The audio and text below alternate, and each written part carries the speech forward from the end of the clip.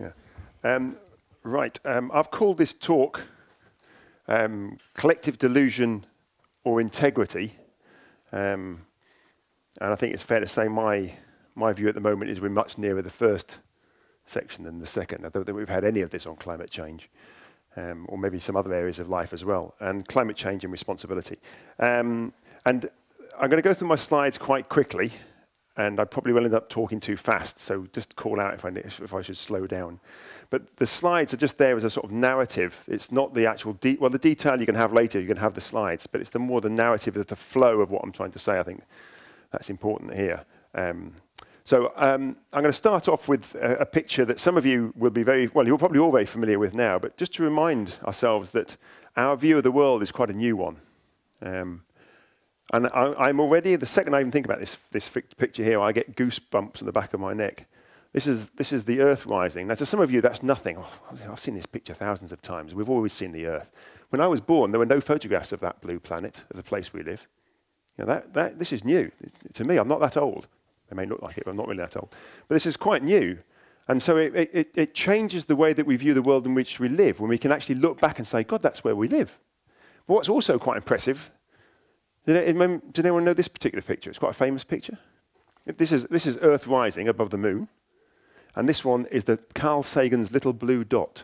That's planet Earth, that pixel just there, from the Voyager space satellite that went out quite a few years ago, looking back at Earth. And I think both of these give you a different perspective of where it is we live, rather than just the world that we just see around us today. That does to me, anyway. It makes me think differently about the planet that we're on and what we need to do with it, or what we are doing to it. And now, away from that, or perhaps partly linked to that, I'm going to use a message here from the Pope's encyclical on climate change, which I think is one of the best publications on climate change. You can or not, or ignore the spiritual dimension. That's up to you. But there's a whole interesting set on the science and the social science that's wrapped in there. And I think he's got a much better impression of what's needed than I would say most of the scientific and academic community has got. And he refers to here, I think he captures the real essence of the problem. The alliance of technology and economics ends up sidelining anything unrelated to its immediate interests.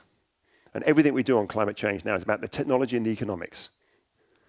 And the next part is really important. Whereas any genuine attempt to introduce change is viewed as a nuisance based on romantic illusions. So we close the debate down by saying, oh, it's not realistic. How on earth could you do that? That doesn't make economic sense. We hear that repeatedly. So anything that's going to make a real change, we shut down straight away. And I want to sort of unpick a little bit about the romantic illusions. So what is the mitigation challenge that we're facing? What's the reduction challenge that we're facing? Well, the Paris Agreement establishes quite clearly our sort of headline commitments. And this is to take action, and that's important, to take action, not just to talk about it in lectures, but to take action to hold the increase in global average temperature to well below 2 degrees centigrade of warming above pre-industrial levels, and also aim for 1.5. And it's worth bearing in mind that 2 degrees centigrade on a cold day in Visby doesn't seem like very much, but globally that's a huge change. And let's also be blunt about it, it will kill a lot of people. They'll be poor, they'll be a long way from here, they'll be low emitters, and they'll typically be non-white. And these people will die, and we knew they were going to die from our behaviors over the last 20 years or so. So 2 degrees centigrade is not a safe threshold. But to do this on the basis of the best science, not just astrology, and also to base it on equity, which every country has ignored so far. Every rich country has completely ignored this part. They sign up for it. Yes, of course, we'll take the equity part into serious consideration, but they never do. But to whom are these commitments made? Well, they're made to these people who are already suffering from climate change in other parts of the world today. So the vulnerable people living in more climate vulnerable parts of the world now, and they're suffering climate change on top of other pressures and tensions they're facing. But our wealthier children tomorrow, so you tomorrow, we're making, people of my generation have made this commitment to you to take action, not just to talk about it. To future generations, even to people of my generation today. I got checked twice this time coming from the UK back here last week by train for my passport. We've already broken down Schengen with a handful of migrants moving into Europe. And we've only had a handful of people coming here. 1/3 of the population of Lebanon is now Syrian. What percentage is it of Visby, of Sweden, of the UK, of the EU? So we've had almost no migrants move in, just a handful, and we already put up the borders. I'm not saying that's caused by climate change, but it was exacerbated by 12 years of drought, undoubtedly, to other ecosystems and to other species, not just the emblematic ones like the barrier reef or the rainforest, but also the ones that pollinate our crops to give us food and agriculture. And also, I think, to this magical, incredible place that we're so privileged to have been born on, particularly wealthy parts of the world that we're born onto, like here. So there's something special about the place we live, at least there is to me. So if we want to respond to this challenge about holding to 2 degrees centigrade, we have to understand what we need to do, what's the challenge that we face, how difficult is it, and how fast do we have to change. But I think to start off with, it's not a bad idea to have a bit of humility. Where are we today? And if we're not prepared to accept honestly where we are today, then we're not going to succeed tomorrow.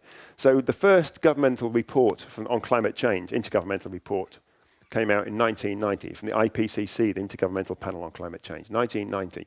In 2016, emissions of carbon dioxide were 60% higher. So 26 years later, which is probably, most of you here, or quite a few of you here, were not born in 1990. So throughout all of your lives, your parents and people like me have chose to fail you so far. And even in 2017, emissions went up by 2%, which is partly your fault. So you can't just blame your parents. 2% rise. Despite 27 years of optimistic rhetoric, we've had abject failure on climate change, even last year, and no doubt this year again. So let's just be honest about where we start from. It's not a good place. And why have we failed? Because we've got a whole shameful litany of scams, frauds that we've applied so far. We've had offsetting, paying the poor to diet for us. We had the clean development mechanism, whereby it's just state-sanctioned offsetting. So pay a bit of money to Ghana to reduce their emissions, and we can build a bigger airport in Arlanda. Emissions trading scheme, with so many permits are made available that we don't have to actually do anything, but it makes us feel good. Afforestation, plant a tree, expand an airport. Negative emission technologies. So these are things that some of you are going to have to develop in the future, apparently, to suck the CO2 out of the air. And when all of that fails and comes crashing down around us, we've got geoengineering, pumping sulfates into the stratosphere to reflect sunlight back out into space. That's our plan so far. We've had 27 years of this, and we haven't even tried mitigation. We haven't tried to reduce our emissions. We've only tried all these scams so far. And even in Sweden in 2018 now, the emissions here aren't down. The emissions in Sweden, once you factor in aviation, shipping, and imports and exports, are the same as they were in 1990. That's the same for the UK as well. You'll hear from politicians, oh, it's coming down. Nonsense. They just deliberately miss out certain things like aviation and shipping conveniently. So we're not doing very well so far, even places like Sweden and the UK, they're probably the most developed countries on climate change. My argument has been that in developing 2 degrees C emission scenarios to think about the future, we've applied questionable assumptions and fine-tuned our analysis to align with political and economic sensibilities. So academics, NGOs, policymakers, we've been co-opted by near-term power. We want to be at Davos, at the World Economic Forum. We want to rub shoulders with the high emitters of the world. And to do that, we have to talk their language. We can't talk the language that comes out of our science. So we fear questioning the neoliberal model. We mustn't question that. We mustn't question socioeconomic paradigms. We mustn't question economic growth. We can question 13 billion years of physics. We can't question 30 years of economics. So I would argue we are failing in our duty as academics to speak honestly and directly about our findings, regardless of whether others like or dislike them. I don't care whether people like or dislike my conclusions. I only care whether they agree or disagree. It's not a fashion contest, but academics are treating it like that. So let's try and reframe climate change in terms of this thing called carbon budgets, which I'm not going to go into in detail today, but it's what relates to temperature, the total amount of carbon dioxide we put in the atmosphere, which builds up every single year. So if we look at carbon reduction pathways for Paris, so this is the tons of CO2 up there and the years out the bottom. Scientists, we always have to have graphs. If there's no graphs, then we're sort of lost, so I need to have a graph. So these are our emissions sort of historically, and this is roughly what we would need to do for our commitments for 2 degrees C and 1.5. So there's 1.5 and there's 2 degrees centigrade. And that's our carbon budget, the amount of carbon dioxide that we pump in the atmosphere. Remember, everything we've put out over in the last 20 years or so will be there, most of it, for the next 1,000 years or more. And we have to increase our rates of mitigation, which is a fancy academic word for reducing our emissions. As we go down here, we start first, and then we have to do more and more and more.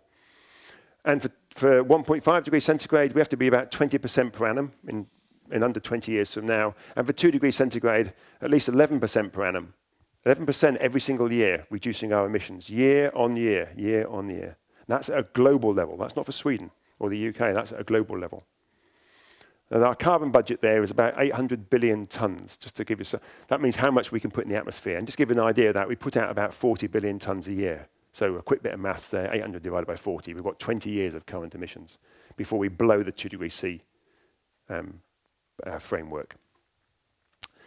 But other people out there, that's from the science, other people out there work on this, particularly economists, mostly economists.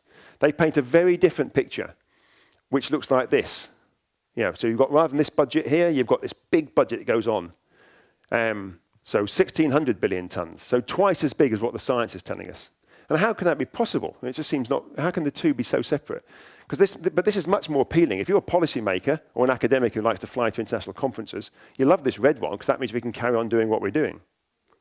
But it offers attractive policy narratives. And actually, I would make the argument it captures quite nicely by the Pope's expression. It's the utopian alliance of technology and economics that allows us to do the red one.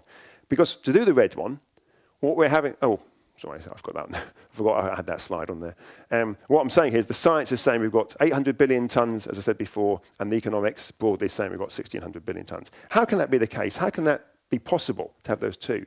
And it's because this has been achieved through in the future, technologies we don't currently have, negative emission technologies, being developed by younger people, such as some of you here, to suck the CO2 that older people like me have put in the atmosphere because we couldn't be bothered to stop doing that. So we're relying on these negative emission technologies, which do not exist, but sound already like they do, and are embedded in every single model advising governments. So the Swedish climate change law relies on these technologies that do not exist. And they rely on them to go on beyond the end of the century. Now, okay, probably with some medical advances, most of you, some of the young ones, will still be here then, and probably I probably won't be. I'm hoping about here somewhere for me. Well, you never know, maybe a bit later. But so we're planning now. We're carrying on doing this, coming down here. We're not even doing this. We're going straight along at the moment because we're relying on other people to do this in the future. So we've chosen here to fail on our responsibility and pass the burden onto others, onto our own children. And what's worse, we're actually hiding this. I and your own parents are hiding this, that this is what we are relying on to help us get out of the problem. Intergenerational neglect.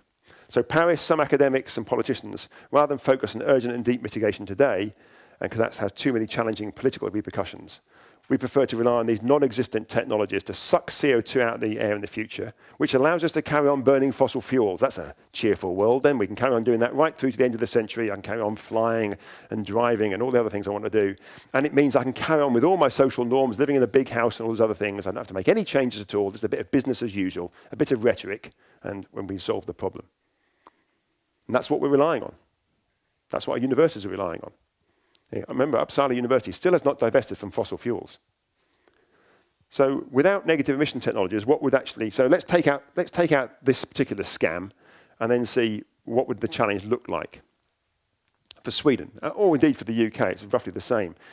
Now imagine that the poorer parts of the world, particularly the non-OECD parts of the world, could actually stop their emissions going up by the early 2020s. Remember, their emissions are going up because they're trying to develop to live much better quality lives. They need to use more energy to do that, at least initially.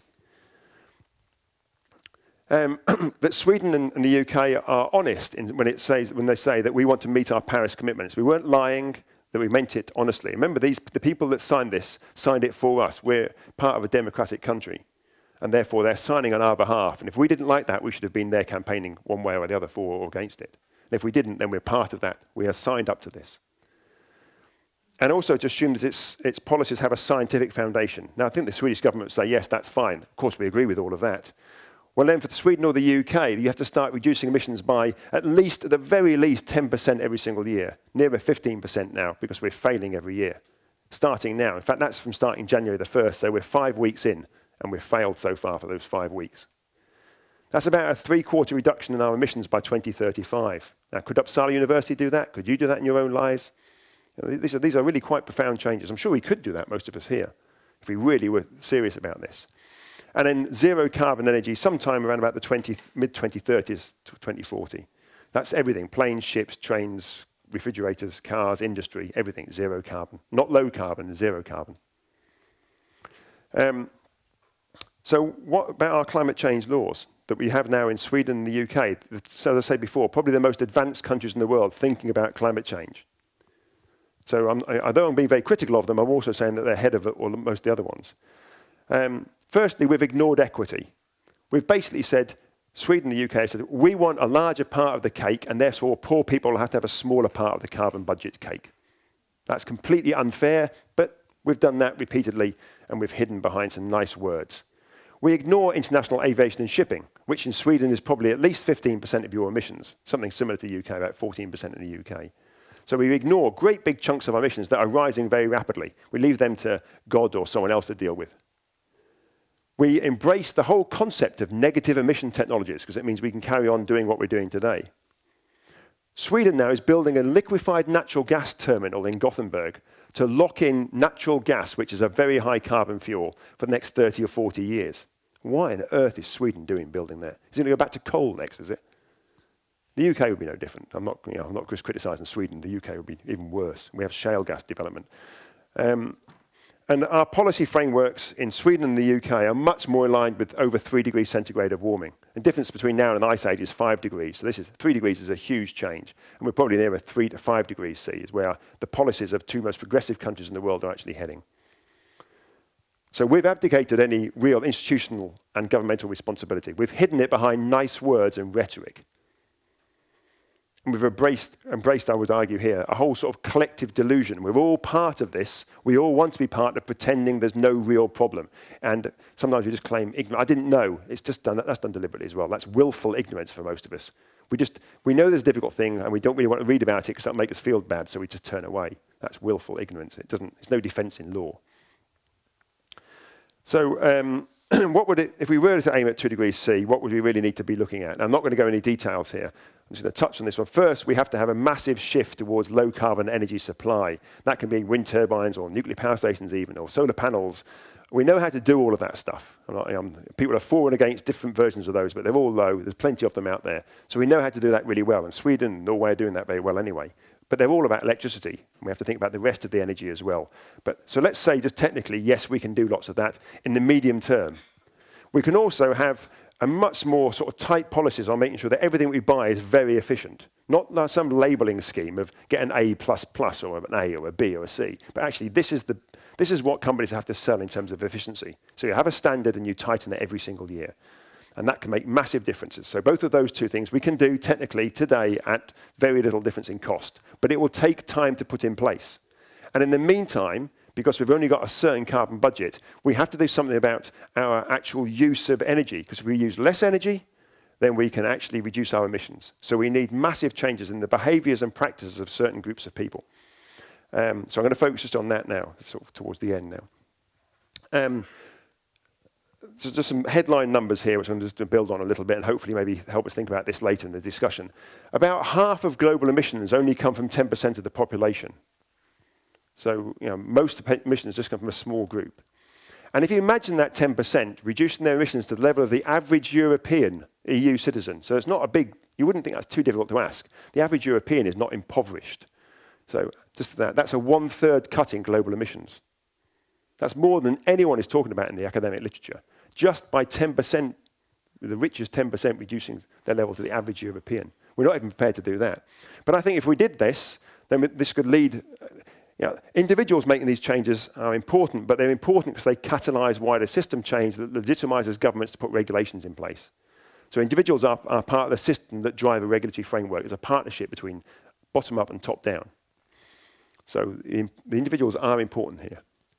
But the question then asked is, who's in that 10% group? Because if we figure out who they are, we can start to aim the policies at them.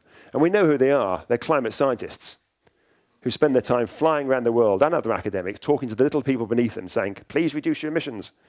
And because we're doing such an important job, we can carry on emitting at really high levels and live in big houses in the countryside. Universities in general. We bring in as many foreign students as we possibly can because it's really important for cultural exchange and because the universities make lots of money out of it. But we don't then think about, well, actually they have to fly backwards and forwards to their home, or they generally fly backwards and forwards, or that they build up relationships with other people from other parts of the world. Now, I'm not saying that's a bad thing. That might be a really good thing. But what I'm saying is we need to think about that in universities. If universities are places of cogent, sensible thinking, they need to think these things through. And of course they don't. All they see is the dollar sign or the krona sign. Policymakers, they're all flying around the world to meet other policymakers to talk about low-carbon worlds. Business leaders are doing the same thing. Audiences at climate change events. And you think about it, quite a few of you here think you're students, you'll be thinking, well, my emissions aren't that high. But I often point out, why have you come to university? You've come here to have a good time and so forth, but also to get a good education. And why do you want a good education? So you can get a better paid job. Why do you want a better paid job? So you can buy a bigger house. Why do you want a bigger house? Because it makes me feel better. I want a bigger car, be business class. So you've come here to try and get a higher carbon footprint. So you may not be not there yet, but that's what your job of coming here for is. And if you regularly fly around the world, then if you get in a plane a couple times a year, then you're in the top 10%, if not the top 1%. Equity reframes the whole agenda. It's not about most of the world's population. It's not about all the poor people elsewhere trying to become wealthy. They're not going to become wealthy in the time frame we have to worry about climate change. They're important for sustainability, but they're not for climate change. So it's not about 7.5 billion people. It's about a small group. There's a huge asymmetry, imbalance. And actually, there can be rapid changes made. These wouldn't be enough, but it would be a good start by those of us who are the high emitters. And we could lead by example. We could drive our universities to divest, to change the relationships for field work, so researchers didn't go away for so long. Yeah, we could be doing all sorts of things in universities, and the children of the politicians come to universities. You start to change the whole atmosphere in your society quite rapidly. If every university in Sweden was divesting, not taking any money from the fossil fuel companies, and arguing with government strongly to actually meet its Paris commitments, it'd be very hard for the government just to ignore them. But instead, the universities, like in Britain, are just run like businesses. How do we get more krona? So we could catalyse system change.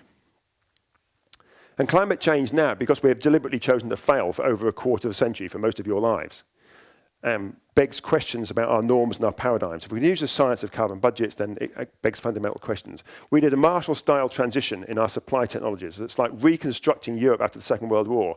So you won't be making Lamborghinis and Land Rovers, you'll be making trams and wind turbine blades. We need rapid penetration of efficient appliances driven through very stringent standards. We need huge shifts in the behavior, the practices, the norms, and so forth that are exemplified by the high emitters, by the wealthy people in our society. So professors and Leonardo DiCaprio, vice chancellors, and all the other people. We need economic models that are fit for purpose. We're currently using the current form of economics, market economics, that tells us nothing about large-scale changes. So market economics is almost without any merit in trying to understand system changes that we're looking at today. You need maybe ecological economics or some other form of looking at these issues. And we need to help the poor parts of the world who we've imposed climate change on them and then asked them not to use fossil fuels like we did. So we need to help them leapfrog where we are today financially. They know about how to do this. Intellectually, they're probably the same as we are, if not way ahead of us. But they need financial assistance to make those changes. This has to start now and be completed within 3 decades. So this is a massive, massive challenge. And we know where the solutions are. They're not wrapped in the utopian alliance of technology and economics. And I like both of those. I'm an engineer. You should design and build offshore oil platforms. I definitely like the idea of what technology can do. It has a role to play, and even perhaps economics. But it's hidden much deeper in the Pope's romantic illusions, the box that we dare not open. That's where the responses really lie. But we have a long way to go. Here's the poor people before. And here's our own children. It's not come up. Yeah. And here's our own children. What we got, this is Gotland in the summer, Visby in the summer. Yeah. During the Almedalen, I'm sure I'm pronouncing it wrong, but Almedalen week, we've got the detritus of the world coming here in their huge yachts and their jet skis.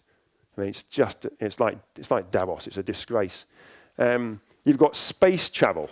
Do we really care about it? I always point out space travel. I'm not completely against space travel as long as the tickets are just one way. Then. Because it's only rich people that will go, and then we can say goodbye to them. Richard Branson and all his friends, Bill Gates, they can just disappear off and never come back. Do we care about our future when we think it's reasonable to get in a car, even if it's a Tesla, which is a really inefficient car anyway? 3 tons of metal to carry 90 kilograms of flesh, 6 kilometers to pick up 10 kilograms of groceries. Is that a reasonable thing to do? Do we care about our own futures? We often hear in Britain, you probably hear this in here, actually Sweden's been much better than the UK. We hear this in Britain, we haven't got any space for anyone else, says someone living in Cheshire that I regularly cycle past that house. There's plenty of bedrooms there, could be having Syrian refugees in them. So we're not short of these things. future generations, yet we're now bringing big tankers around the world so it can come to the new LNG terminal in Gotland with its gas cargo. Future world, yet we still merrily fly around the world to conferences and the holidays. So we've a long way to go. Are we just a genetic aberration? Perhaps we've only been here a little while. You know, we've been here for just a quarter of a second in the sort of history of the world, history of life on the world.